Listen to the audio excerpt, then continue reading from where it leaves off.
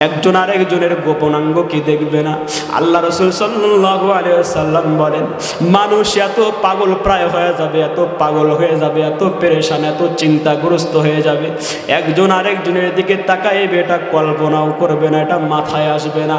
এমন দিন মানুষের অবস্থা কেমন?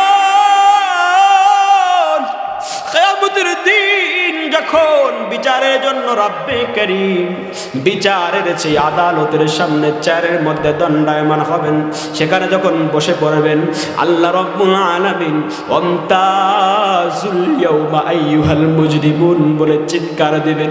ওয়ামতাজুল আইয়ুহাল মুজরিমুন ফারিকুন ফিল জান্নাহ ওয়া ফারিকুন ফিস সাঈর। একদল জান্নাতি আরেক দল জাহান্নামী ঘোষণা হয়ে যাবে।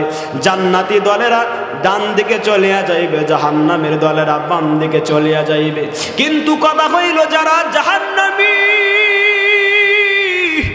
এই মানুষগুলো জান্নাতি দলে ভিড়বার জন্য, জান্নাতি দলের অন্তর্ভুক্ত হওয়ার জন্য জান্নাতি মানুষের কাছাকাছি যাওয়ার চেষ্টা করবে, তাদের সাথে ভালোবাসা লাগানোর চেষ্টা করবে, তাদের সাথে মিল দেওয়ার চেষ্টা করবে, মনে করবে যদি তাদের সাথে মিলিয়ে যায় আল্লাহ রাব্বুল আলামিন বুঝি আমাদেরকে তাদের সাথে জান্নাতে দিয়ে দেবেন।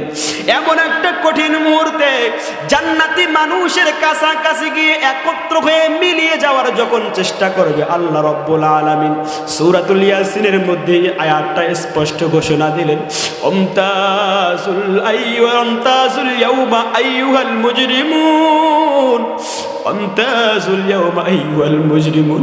ওরে অপরাধীর দল, আজকে তোমাদের কোনো নিস্তার নাই, ভাগ হয়ে যাও, পৃথক হয়ে যাও, পৃথক হয়ে যাও, পৃথক হয়ে যাও, পৃথক হয়ে যাও, পৃথক হয়ে যাও, পৃথক হয়ে যাও। আল্লাহ রাব্বুল আলামিন যখন নাকি আমতাজুল ইয়াউমা আইয়ুহাল মুজরিমুন বলে ঘোষণা দিবে, যত খারাপ বান্দা ভালো মানুষের দলে ভিড়বার চেষ্টা করেছিল, একটা মুহূর্ত তাদের সুযোগ হবে না জান্নাতি বান্দার সাথে থাকার, বরং তারা পৃথক হয়ে যাবে। আল্লাহ রাব্বুল আলামিন এবার ঘোষণা দিয়ে দিবেন, যারা জাহান্নামী আছো জাহান্নামে যাওয়ার দেরি করিস না, জাহান্নামে যাও। এই বান্দাগুলার ব্যাপারে সুপারিশ করবার জন্য তখন কেউ আর দাঁড়াইবে না, কোন নবী দাঁড়াইবে না। আদম আলাইহিস সালামের কাছে দৌড়ানো হবে, আদম আলাইহিস সালামের কাছে বারবার আবেদন করা হবে। আদম আলাইহিস সালাম বলবে না, সম্ভব না। আদম অসম্ভব না বলবে, মূসা আলাইহিস সালাম বলবে সম্ভব না।